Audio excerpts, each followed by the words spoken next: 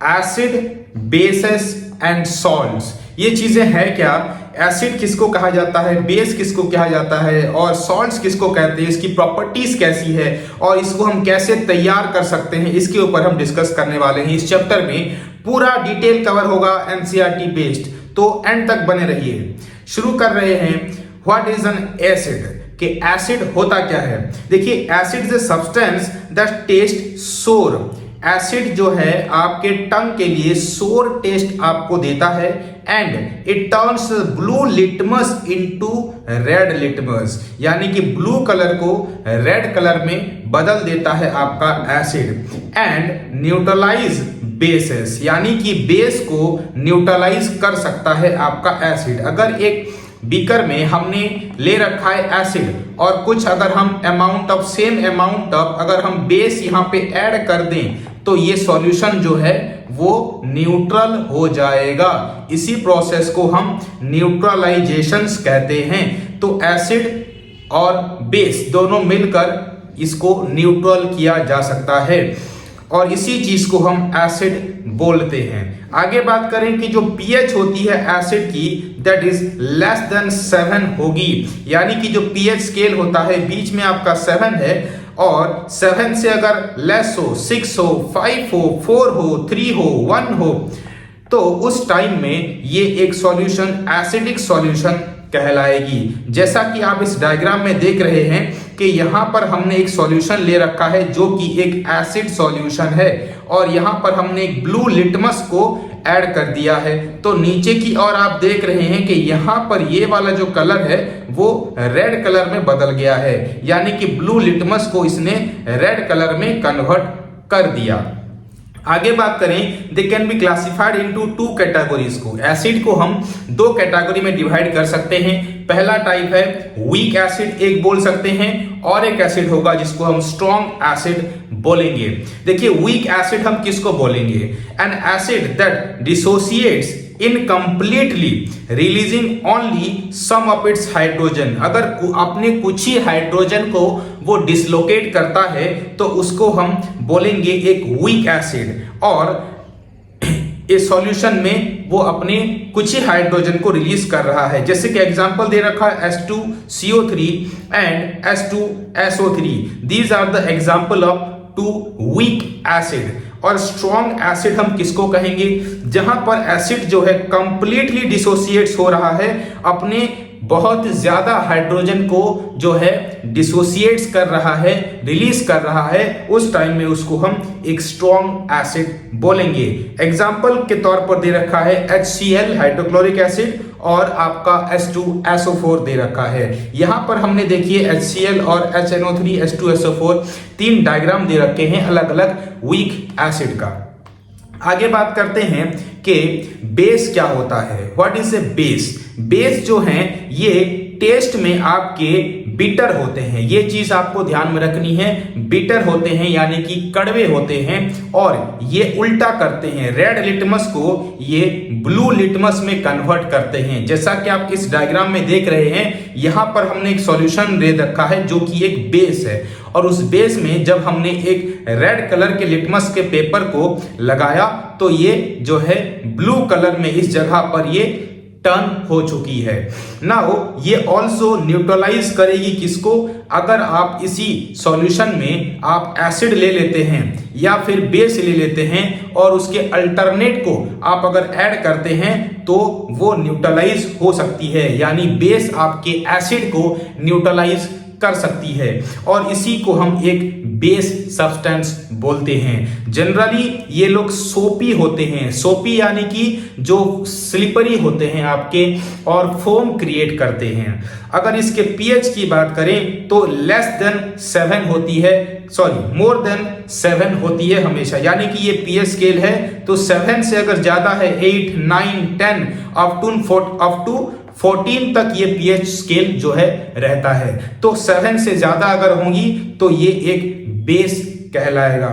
आगे बात करें, दे क्लासिफाइड इनटू 2 कैटेगरीज में उनको हमने क्लासिफाई कर रखा है एसिड के जैसे। इसको हम बोलेंगे एक वीक बेस और एक होता है आपका स्ट्रॉन्ग बेस। वीक बेस किसको बोलेंगे? जो कि they are the basic substance that is dissociates incompletely in water. अगर इनकम्प्लीटली डिसोसिएट्स हो रहे हैं, प्रॉपरली जो है हाइड्रोजन रिलीज नहीं कर रहे हैं, तो उसको हम आपके एसिड बोलते हैं। एग्जाम्पल के तौर पर एमोनिया और आपका AlOH3 दे रखा है। स्ट्रॉन्ग बेस हम किसको बोलते हैं, जो कि आप basic substance that is completely dissociates अगर हो जाता है वाटर में, कंप्लीटली मिक्स्ड हो जाता है, तो उसको हम NaOH और KOH का एग्जाम्पल देते हैं और इसको एक हम स्ट्रॉन्ग बेस बोलते हैं। आगे बात करें नेक्स्ट स्लाइड की, तो कुछ फिजिकल प्रॉपर्टीज देख लेते हैं एसिड के और बेसिस के। एसिड जो है ये मिनरल एसिड्स आर कलरलेस, ये चीज आपको ध्यान रखनी है। कलर की बात करें कि जो मिनरल एसिड होते हैं, जो मिनरल सब्सटेंस से जो एसिड मिलता है वो आपका कलरलेस होता है, लेकिन आपके ऑर्गेनिक एसिड्स जो होते हैं वो व्हाइट कलर के सब्सटेंस होते हैं और ये लोग सॉलिड होते हैं। आगे बात करें बेसेस की, तो बेसेस भी आपके कलरलेस होते हैं, लेकिन एक एक्सेप्शन है आपका, that is hydroxides of iron and copper. इन दोनों के जो हाइड्रो ऑक्साइड्स होंगे वो कलरलेस होते हैं और ये एक एक बेस होते हैं। आगे बात करें टेस्ट की, कि जो एसिड का टेस्ट होता है वो सोर इन टेस्ट होता है और जो आपका बेस का टेस्ट होता है वो बिटर इन टेस्ट होता है। टच की बात करें तो इसके ऊपर कुछ नहीं है एसिड का, आपका हाथ वैसे भी जल जाएगा अगर ज्यादा एसिडिक होगा तो स्किन को जो है आपका हीट ये प्रोड्यूस करता है, हीट पता लगेगा आपको। बेस जो होगा वो स्लिपरी होता है बेस इन टच में। सॉलिबिलिटी की बात करें तो ये वाटर में सॉलेबल होते हैं एसिड, लेकिन अगर बेस की बात करें कि some bases are soluble which are called alkalis. अगर कोई ऐसा बेस है जो कि पानी में सॉलेबल है तो उसको हम अल्कालिन्स बोलते हैं, और अगर वो सॉलेबल नहीं है तो वो बस नॉर्मल बेस ही कहलाएगा। तो अल्कालीस आपको समझ में आ गया होगा, एक ऐसा बेस जो कि वाटर में सॉलेबल होगा। आगे बात करेंगे chemical properties of acid and base. क्या क्या इसकी केमिकल प्रॉपर्टीज होते हैं। बात करें the reactions of acid bases with metals, तो पहली चीज हम ये डिस्कस करने वाले हैं इस चैप्टर में कि रिएक्शन करवाएंगे एसिड को और बेस को, किसके साथ, आपके मेटल के साथ। एक बार एसिड को करवाएंगे, एक बार बेस को करवाएंगे। ये पहला टॉपिक हम पढ़ने वाले हैं इस चैप्टर के डिटेल में। दूसरा टॉपिक क्या पढ़ने वाले हैं, दूसरे में पढ़ेंगे the reactions of metal carbonate या फिर बाइकार्बोनेट के साथ एसिड को हम रिएक्ट करवाएंगे और देखेंगे कि क्या रिएक्शन होता है। नेक्स्ट हम बात करेंगे reactions of metal oxide with acid, यानी कि मेटल ऑक्साइड को एसिड के साथ रिएक्ट करवा के देखेंगे कि क्या चीजें हमें मिल रही हैं। आगे बात करेंगे reactions of non metal oxide with bases. Non metal के ऑक्साइड को बेस के साथ एक बार रिएक्शन करवाएंगे। आगे बात करेंगे कि एसिड विथ बेसेस, एसिड के साथ बेस को रिएक्ट करवाएंगे और उस प्रोसेस को हम बोलते हैं न्यूट्रलाइजेशन। डिस्कस करते हैं कि पहला टॉपिक है आपका reactions of acid and bases with metals. ये फर्स्ट वाला टॉपिक में हम आ जाते हैं। एसिड एंड बेसेस को रिएक्ट करवाएंगे मेटल के साथ। देखिए the metal in this reaction displace hydrogen atom. Hydrogen atom को क्या करेगा, डिस्प्लेस करेगा। कब, जब हम एसिड को एंड बेसेस को जब मेटल के साथ रिएक्ट करवाते हैं तो हाइड्रोजन एटॉम्स आपकी डिस्प्लेस होती हैं from the acid as H2 gas, यानी कि हाइड्रोजन जो डिस्प्लेस होगा वो हाइड्रोजन गैस की फॉर्म में होगा and forms a compound called salt. जब भी ये रिएक्शंस होगी, एसिड या फिर बेस को मेटल के साथ रिएक्ट करवाएंगे तो एक सॉल्ट का जो है प्रोडक्शन देखने को मिलेगा आपको।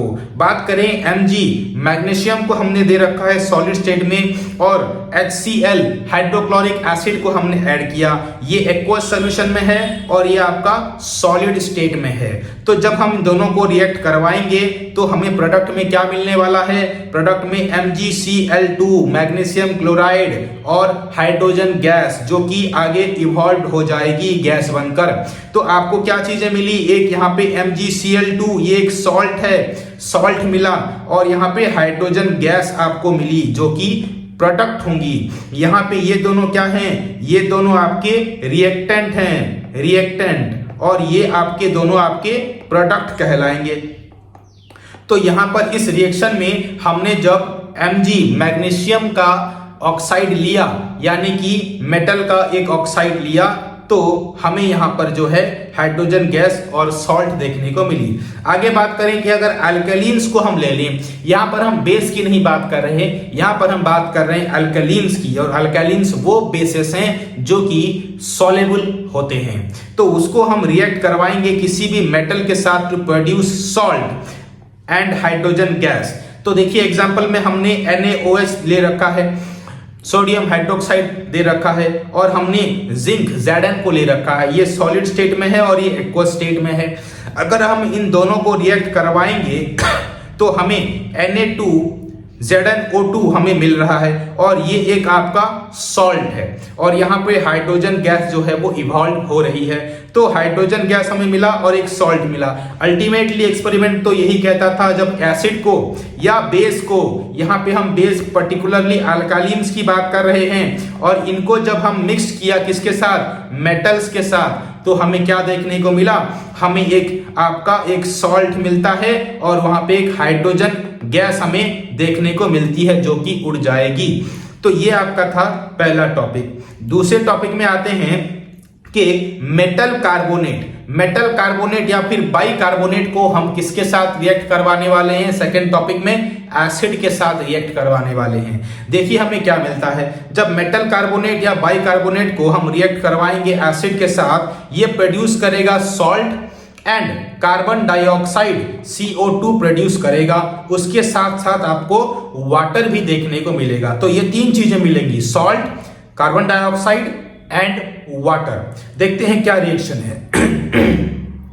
Na2CO3 को हमने लिया और 2HCl, इसको हमने बैलेंस करने के लिए ले रखा है, ठीक है। तो हाइड्रोक्लोरिक एसिड के साथ जब रिएक्ट करवाया तो हमें मिलता है NaCl और कार्बन डाइऑक्साइड, और यहां पर हमें वाटर मिलता है। सेम रिएक्शन यहां पे और एक बार करते हैं कि NaHCO3 को लिया, HCl को ऐड करा, तो NaCl हमें सॉल्ट मिलता है, और आपका CO2 गैस मिलता है, और H2O वाटर मिल जाता है। तो अल्टीमेटली रिएक्शन तो यही कह रही थी कि मेटल कार्बोनेट के साथ जब एसिड के साथ रिएक्ट करवाएंगे तो हमें मिलेगा एक एसिड, हमें मिलेगा एक सॉल्ट मिलेगा, एक कार्बन डाइऑक्साइड मिलेगा और एक वाटर मिलेगा, और यहाँ पर वही सब चीजें मिल रही हैं। ये सॉल्ट मिला, कार्बन डाइऑक्साइड, और हमें ये वाटर देखने को मिल गया। यहाँ पर और एक चीज याद रखने वाली है, base do not react with the metal carbonates at all. Bases नहीं रिएक्ट करते, लेकिन अल्कालीन्स जो हैं वो कर सकते हैं।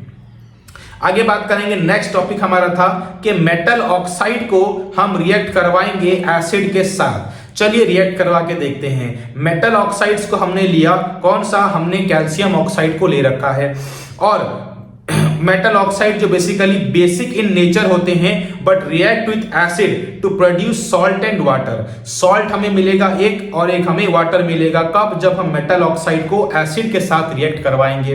देखिए जब हम CaO को रिएक्ट करवाए HCl के साथ तो हमें CaCl2 और वाटर देखने को मिलेगा। CaCl2 खुद में एक सॉल्ट है और यहाँ पर हमें वाटर मिल रहा है। अल्टीमेटली चीज यही बता रही है कि हमें जो है प्रोडक्ट मिला है, मेटल ऑक्साइड और एसिड को रिएक्ट करवा के जो मिला है दैट इज सॉल्ट मिला है, और वाटर हमें मिली है।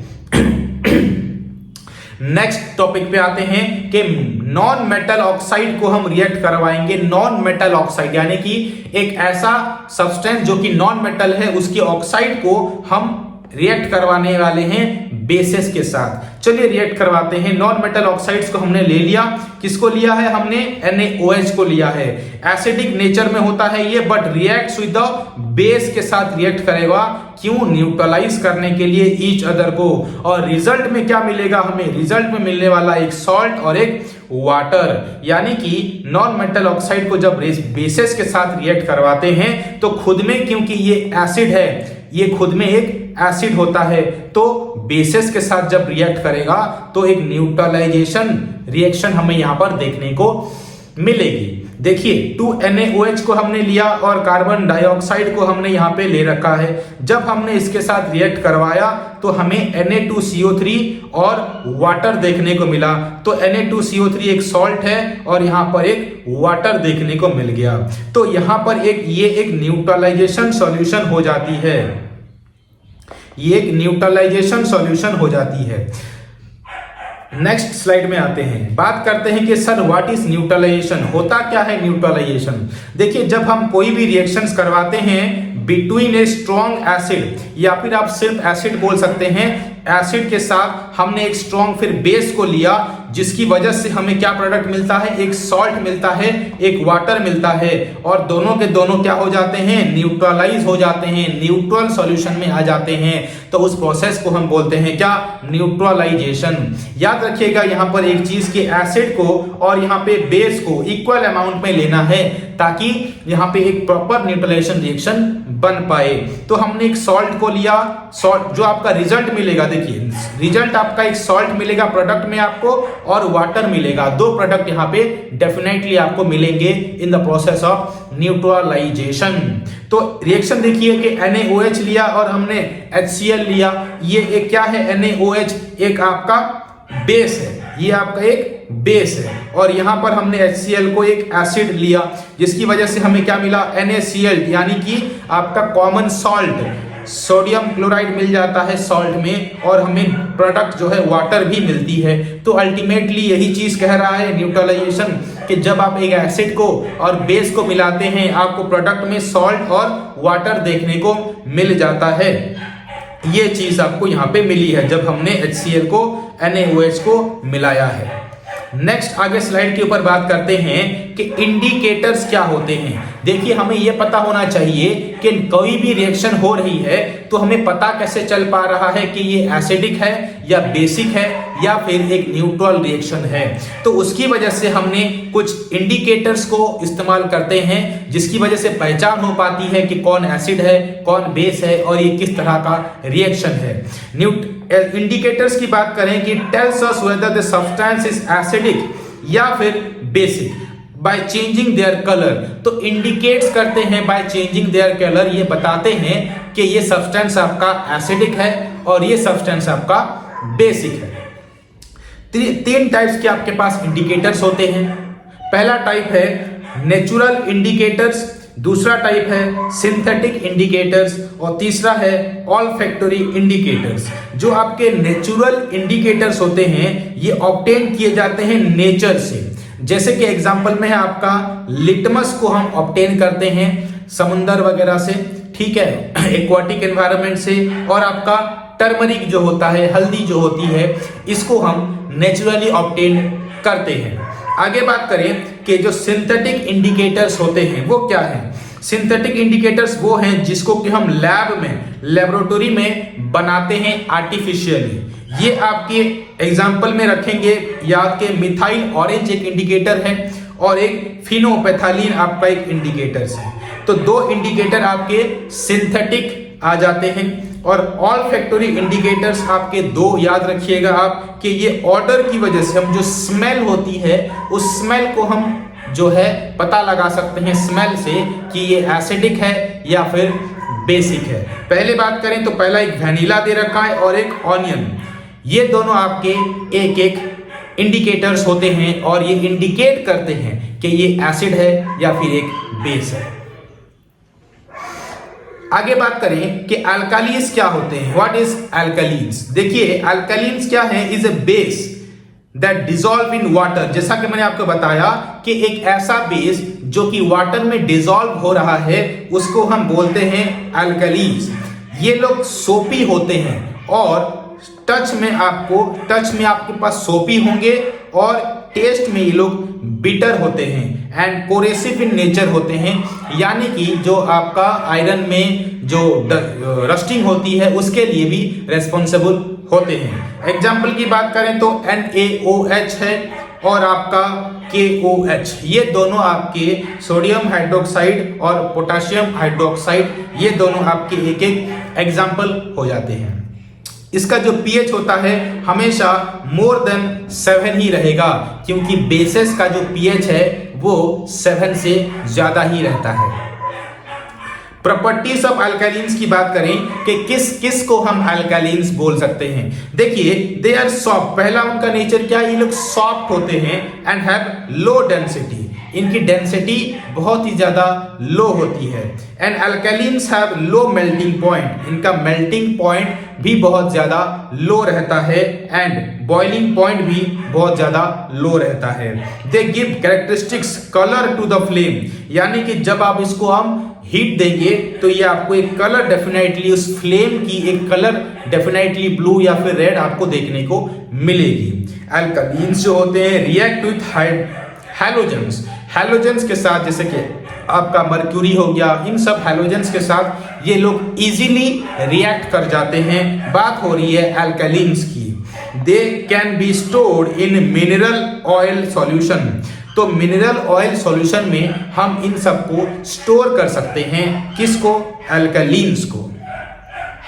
आगे बात करते हैं डाइल्यूशन ऑफ एसिड, एसिड को हम डाइल्यूट किस तरह से कर सकते हैं। देखिए, हमने दो चीजें पढ़ रखी हैं एसिड में कि एक जो होता है वो डाइल्यूटेड होता है और एक होता है कंसंट्रेटेड। तो डाइल्यूटेड क्या होता है और कंसंट्रेटेड क्या होता है, ये चीज हमें पता है कि जब वहां पे सॉल्यूशन में वाटर की सब्सटेंस बहुत ज्यादा रहती है तो उसको हम डाइल्यूटेड बोलते हैं, और जब अगर सब्सटेंस आपका बहुत ही ज्यादा प्योर हो, बहुत ही ज्यादा रिएक्टिव हो, तो उसको हम कंसंट्रेटेड बोलते हैं।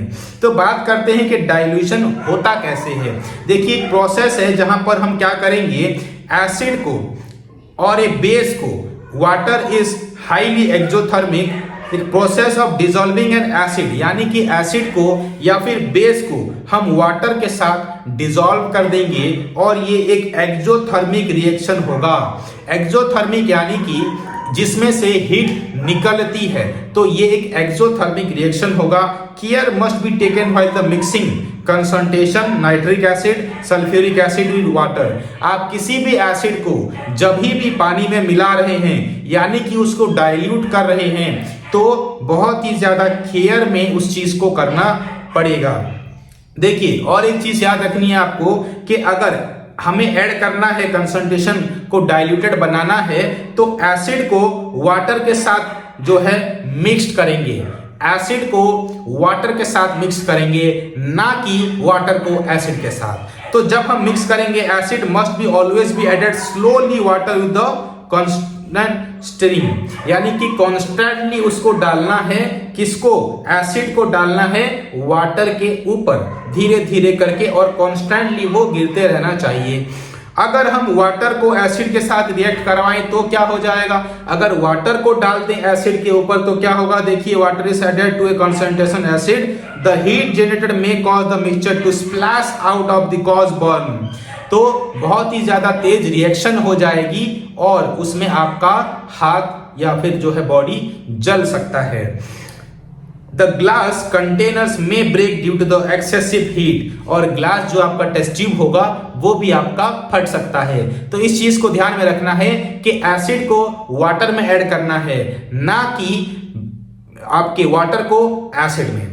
मिक्सिंग ऑफ एन एसिड और base with water resulting in the decrease in the concentration of ions, यानी कि जब हम डाइल्यूशन करेंगे तो उस टाइम में जो कंसंट्रेशन ऑफ आयंस होगी, हाइड्रोजन होगी, वो डिक्रीज हो जाएगी उस एसिड में, और उसका पावर जो है वो कम हो जाएगा। और इसी प्रोसेस को हम बोलते हैं क्या, डाइल्यूशन।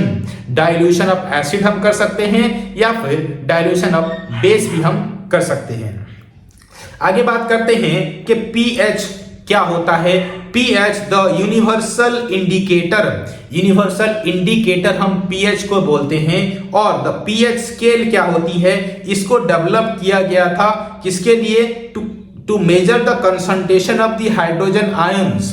हाइड्रोजन आयन कितने अमाउंट में उस सॉल्यूशन में प्रेजेंट हैं, उस चीज को जानने के लिए, मेजर करने के लिए ये चीज को डिस्कवर किया गया था। और the P in pH stands for protegen. Protegen यानी कि होता है पावर, यानी कि पीएच यानी कि पावर ऑफ हाइड्रोजन की बात हो रही है। पीएच स्केल रेंज फ्रॉम 0 से लेकर ये 14 तक रहता है पीएच स्केल। और pH of neutral solution is 7। अगर कोई सब्सटेंस अगर न्यूट्रल होगी यानी कि ना वो एसिड होगी ना ही वो बेस होगी तो 7 के रेंज में आपको देखने को मिलेगा।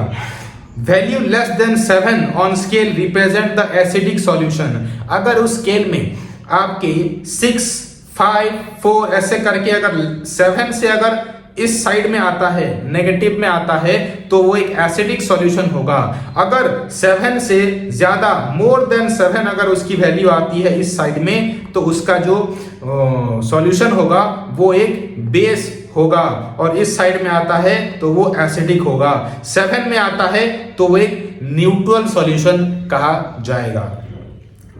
आगे बात करते हैं कि ये आप देख सकते हैं यहाँ पर कि पीएच स्केल कौन से सब्सटेंस का कितना है, थोड़ा सा आप इस डायग्राम को देखकर मेजर कर सकते हैं। आगे बात करेंगे पीएच इन एवरीडे लाइफ। हमारे रोजमर्रा की जिंदगी में पीएच का किस तरह से इस्तेमाल होता है। देखिए, our body works with pH range of 7 to 7.8। हमारे बॉडी का जो पीएच रेंज होता है अलग अलग सिस्टम मिलाकर वो 7 से लेकर 7.8 तक होता है, यानी कि नॉर्मलाइज्ड एक बेस होता है।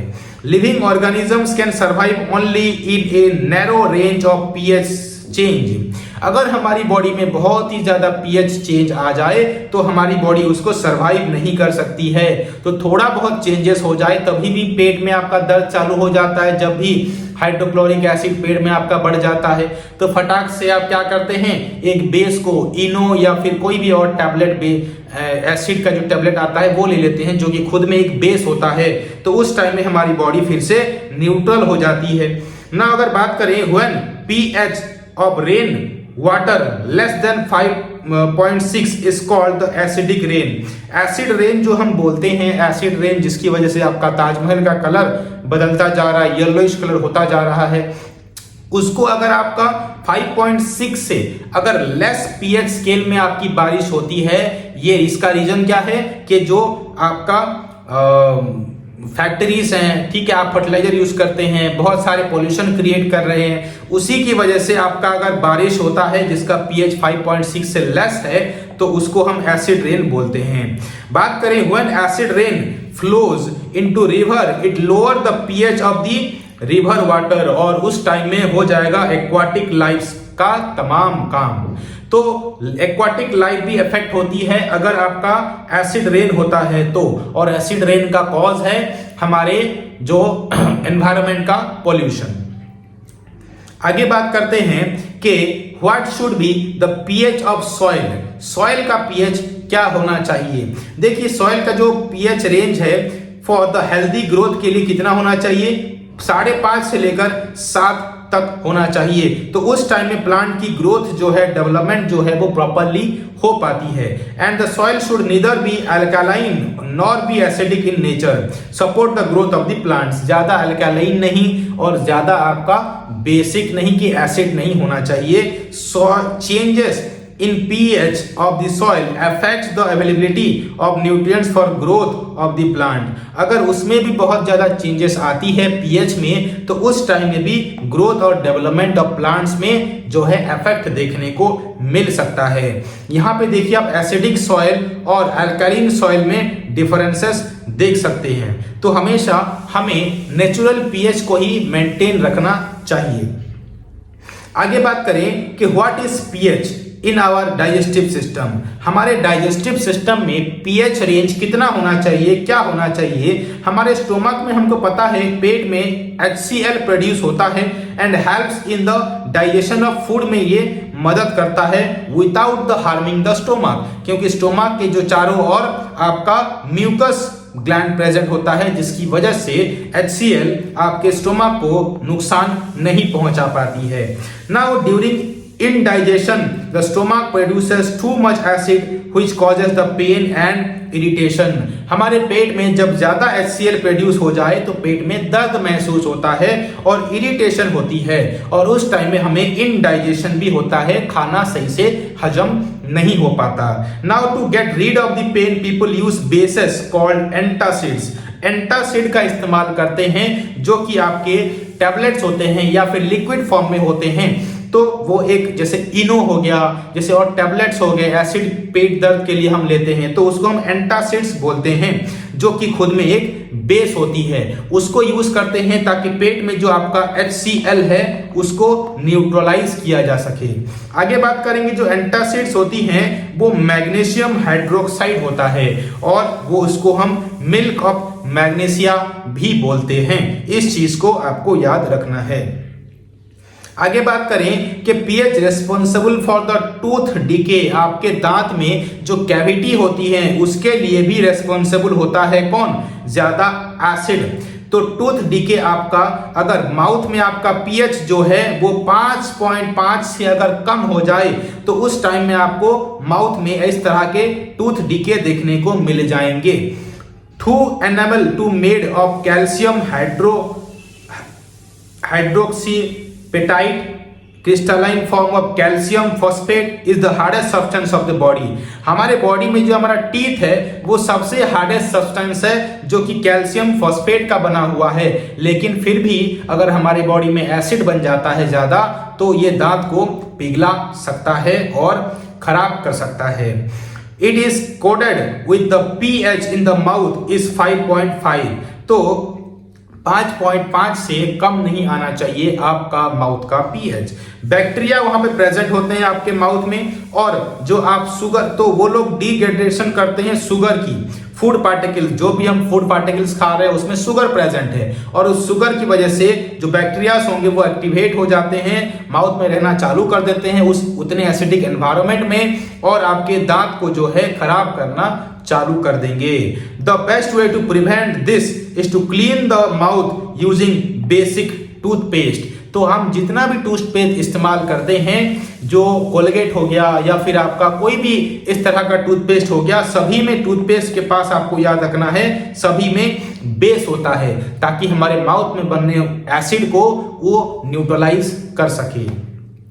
आगे बात करते हैं कि प्लांट्स जो आपके self defence by animals and plants through chemical welfare, यानी कि केमिकल की मदद से ये अपने डिफेंस सिस्टम को जो है एक्टिवेट रख पाते हैं। जैसे कि बी स्टिंग हो गया लीव्स, ये बी स्टिंग लीव्स है जिसकी वजह से आप इसको अगर स्किन में आपके लग जाते हैं तो इरिटेशन या फिर पेन जो है देखने को मिलती है। यूज माइल्ड बेस, तो उस टाइम में हम क्या करेंगे, एक बेस को ऐड करेंगे, क्योंकि ये खुद में एक एसिड है, और एसिड में हम क्या ऐड कर देंगे, बेस अगर हम लगा दें तो आपका जो पेन होगा, जो इरिटेशन होगा, वो आपसे दूर हो जाएगा और आपको मिलेगा इससे रिलीफ। इसमें जनरली हम बेकिंग सोडा का इस्तेमाल करते हैं।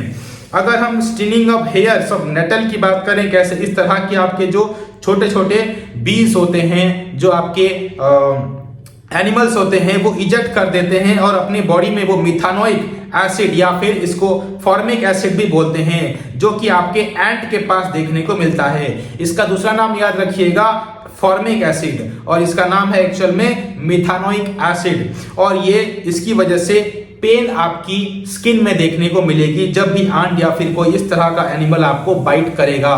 तो उस टाइम में हम किसी भी बेस को बॉडी में जो है डाल सकते हैं, रब कर सकते हैं, तो उस टाइम में आपकी बॉडी जो है वो न्यूट्रल हो जाएगी और आपको इरिटेशन और पेन जो है वो कम फील होने चालू होगा। आगे बात करें कि जो विनेगर होता है वो एक वहां पे कौन सी एसिड होती है, तो याद रखिएगा एसिडिक एसिड होता है विनेगर में। ऑरेंज में आपका साइट्रिक एसिड होता है, टर्मरिन में आपका खट्टा जो होता है उसमें टाइट्रिक एसिड होता है, और आपके टमेटो में ऑक्सैलिक एसिड होता है, कर्ड में लैक्टिक एसिड होता है, लेमन और ऑरेंज दोनों में आपका साइट्रिक एसिड है, एंड स्ट्रिंग में मिथानोइक एसिड या फिर आप इसको फॉर्मिक एसिड भी हम बोलते हैं, और नेटल स्ट्रिंग में भी आपको मिथानोइक एसिड देखने को मिलता है। ये चीज आपको ध्यान में रखनी है। Vinegar acetic acid, orange citric acid, tamarind tartaric acid, tomato oxalic acid, curd lactic acid, lemon citric acid, and sting methanoic acid, nettle sting methanoic acid. ये चीज याद रखनी है।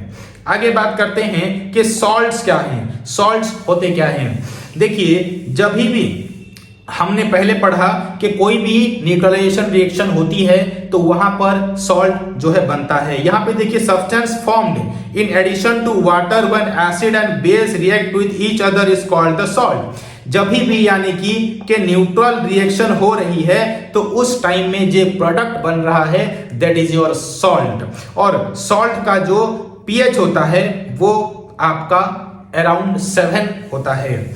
Now they can be classified into 2 types. इसको बोल सकते हैं acidic salt और ये आपका बेसिक सॉल्ट। 2 टाइप्स की हो सकते हैं। जो एसिडिक सॉल्ट हैं आपके formed by the partial replacement of the hydrogen ion, यानी कि हाइड्रोजन आयन का जो रिप्लेसमेंट होगा वो कम होगा, सारे हाइड्रोजन आयन डिस्प्लेस नहीं हो रहे और उस टाइम में आपका सॉल्ट जो है बन रहा है। यहां पर एक एग्जांपल दे रखा है NH4Cl का और FeCl3 का।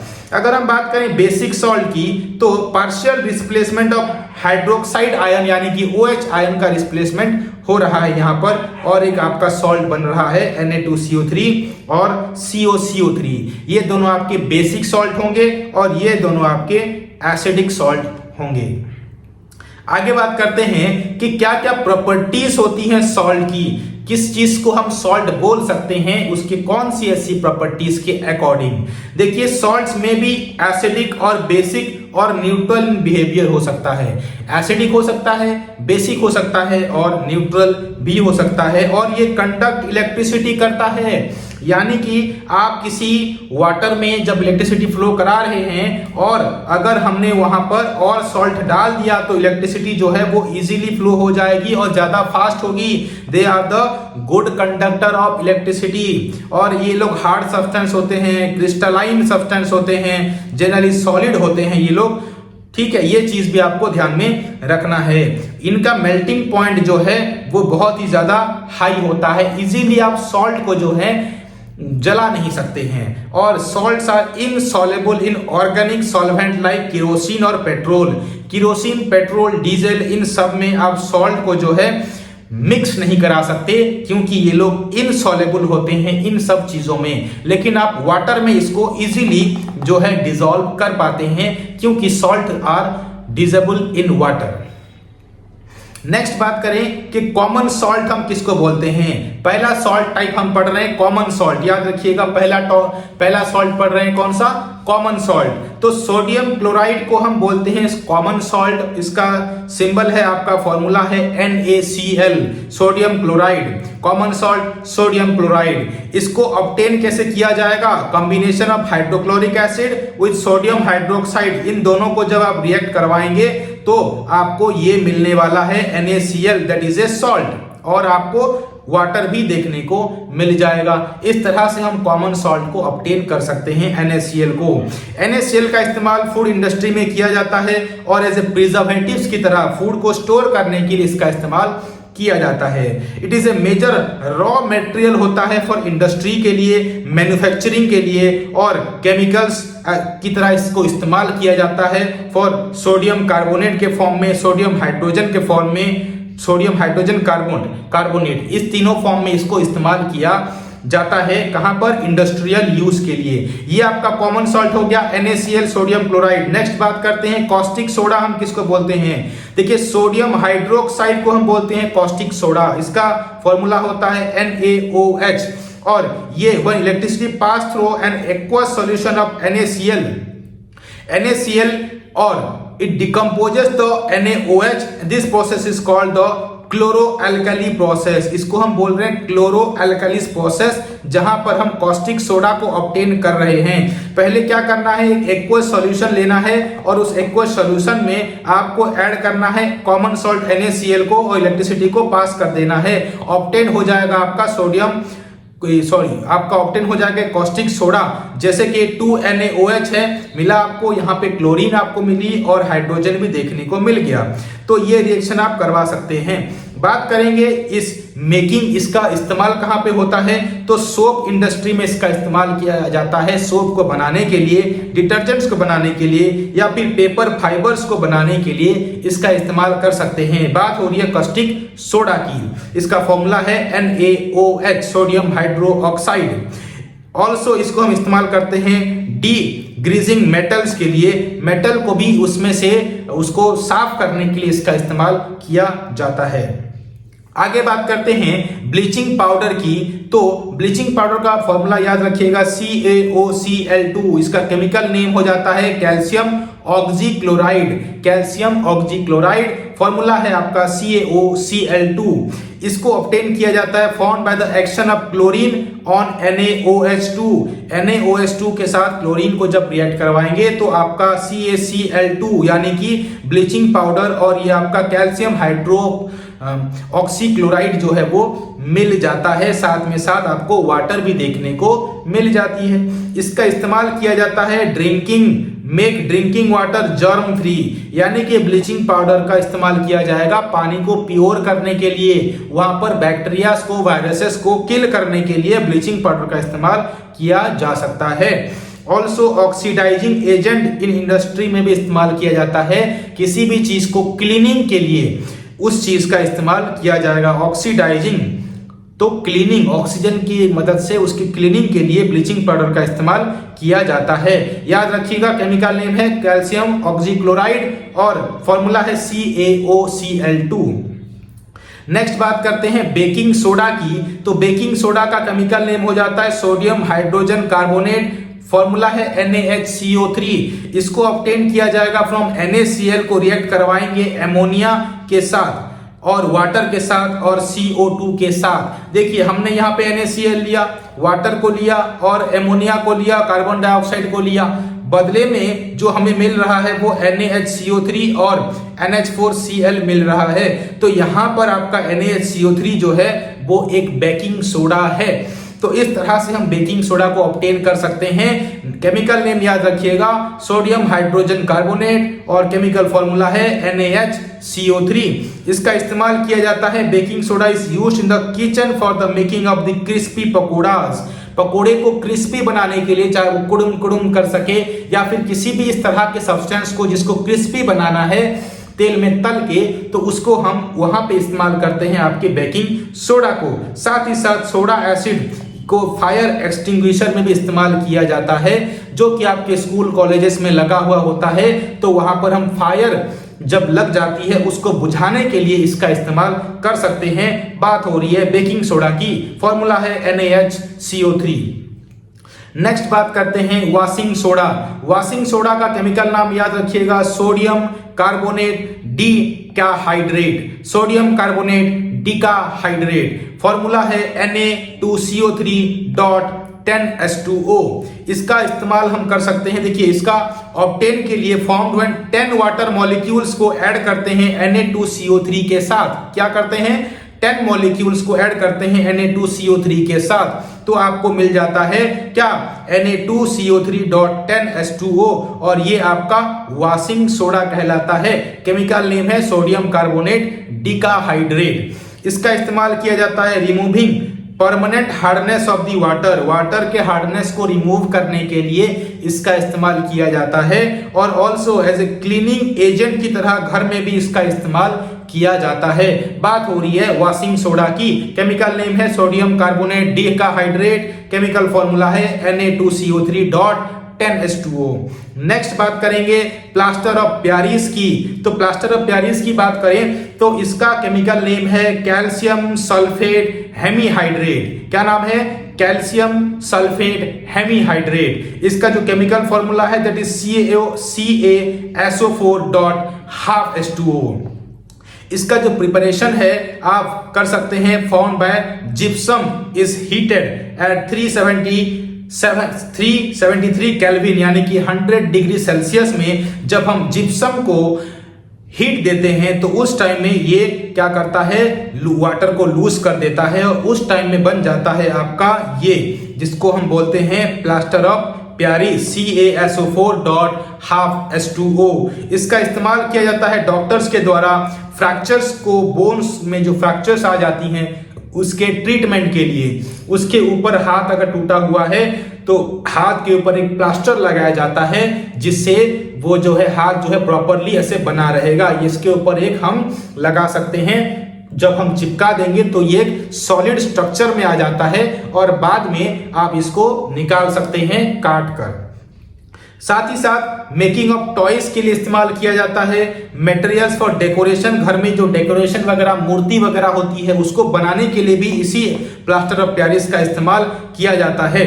और सरफेसेस को स्मूथ करने के लिए भी इसका इस्तेमाल किया जाता है टाइल्स और मार्बल्स के ऊपर। आई होप कि ये सारी चीजें आप समझ गए होंगे और आपको बहुत सारी चीजें यहां पर सीखने को मिली होंगी।